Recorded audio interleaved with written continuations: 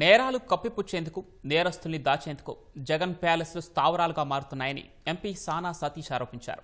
దళిత driver సుబ్రహ్మణ్యంను హత్య చేసిన అనంతబాబు ఇన్నాళ్లు జగన్ ప్యాలెస్లోనే దాక్కున్నారని ఆరోపణలు గుప్పించారు.